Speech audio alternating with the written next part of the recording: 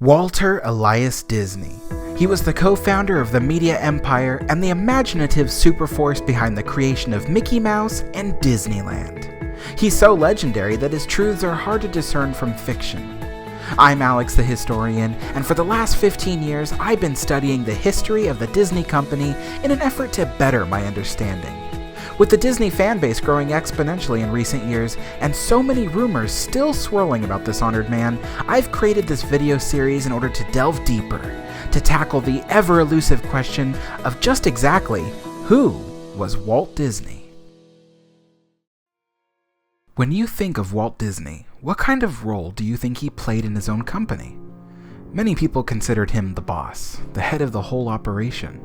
They think he was there managing contracts, transactions, corporate affairs, and signing paychecks. But actually, it's not so simple. Back when Walt and Roy started the company in 1923, then known as the Disney Brothers Studio, Roy played the role of business manager and accountant, while Walt was the movie director and head of art direction. Roy didn't dabble in the creative aspects of the company, at least not until after Walt's death, when constructing Walt Disney World required his input. Walt started out trying to produce cartoons for other distributors, only for his work to be underappreciated and sometimes ignored. Oswald was his first majorly successful character, yet he didn't own the rights to the character. And when the Lucky Rabbit was taken away from him, he vowed to never produce another cartoon for any other company again. In the first years, Walt would help animate his cartoons, but as soon as he made enough money, he simply hired more animators so that he wouldn't have to draw anymore. Walt himself would admit that he wasn't much of a gifted animator, and his team were far more talented than he was. 2 decades later, after the success of Mickey Mouse, Silly Symphonies, and his first feature film, Snow White and the Seven Dwarfs, the company would go public, and though Walt at first acted as a type of CEO, he soon realized he was in over his head and demoted himself to president, while Roy would take up the job as CEO for the rest of his life. Walt couldn't stand the business aspect of his company. He tried to stay away from shareholder meetings and board members.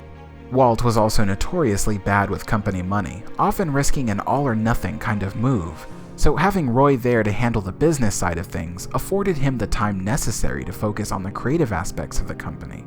Roy was also really good at speaking the legal jargon, and understood the minds of business leaders much better than his brother ever could. Walt would say that he just didn't have the patience for those kinds of things. The company grew very big, and he was no longer directly responsible for his individual employees. Each employee worked in a department and had their own management team and HR people, but Walt knew the importance of trying to keep the work atmosphere feel small and intimate so that people could establish connections and the creativity could flow more easily. So if Walt didn't handle business, and he didn't handle management, and he didn't do his own animation anymore, or even film his own films anymore, what exactly did he do? Well, a child once put this very same question to him. Walt responded that he was like a busy little bee, going from person to person, sharing creative ideas and solutions in a process he referred to as cross-pollination. It may seem simple, but his studio had a way of working together to solve problems that resulted in amazing things like Disneyland. Few companies even today allow this kind of office-to-office idea sharing that the Disney Company used to do in Walt's time. But the creativity and freedom of the early years would soon fade as corporate politics continued to grow with the size of the company. To further complicate things, since the Disney Company was publicly traded, every production they did, whether it was a movie or a theme park attraction, had to be able to return a profit. This might seem like a no-brainer, but Walt sometimes contradicted this mindset when he would insist on spending millions of dollars in research and development for something only to later become disinterested and cancel the project on a whim. This kind of nonchalant attitude towards business would sometimes lead to high-ranking executives of the company getting into furious arguments with him. That being said, with Walt, maintaining control of a company he didn't actually own became a constant struggle. If he made a decision on installing a new land at Disneyland, he still had to win the approval of other executives and board members. This led to an attitude that continued to sour as the years went on, which is where he got his reputation for being a stern businessman. He would often project his own frustrations onto others who worked for him, barking at them if they ever said something couldn't be done, or if they simply didn't understand the direction he wanted to take a project. He also didn't believe in directly complimenting the work of his animators and Imagineers. He felt that direct compliments might go to their head and result in lazy work. Therefore, the best direct compliment a worker could get is a quick, "That'll work," or "I think we'll use that." But indirectly, sometimes his workers would hear rumor that Walt liked something they did, which was the way Walt preferred to compliment his employees, because it would encourage other people to work hard enough to receive that same kind of notoriety. Walt liked to do things his way and his way only, and it's because of this that history will remember him as gruff and sometimes unreasonable. But it's important to remember that he spent his young adult life trying to push the boundaries of animation, but everyone he worked for took advantage of him and didn't really care about what he was trying to do. Money and profits were what drove other companies, and Walt was no longer going to accept people telling him what he could or could not accomplish, nor would he let money stand in his way. But there was another aspect to his business that was often misunderstood. The Disney Company is notorious for underpaying its workforce, and this goes back to the days of Walt Disney as well. Artist Rolly Crump even said that while he was working as an Imagineer, he had a second job as a laborer to supplement his income, and his labor job paid him more money per hour than Disney paid him. Rolly explained that despite his low pay, he loved his job in the early days of Imagineering, and that is why he stayed. The reason so many people continued working for Walt despite being underpaid was because they loved the challenge and creativity that the Disney Company provided them, and there was a kind of camaraderie they felt couldn't be found anywhere else.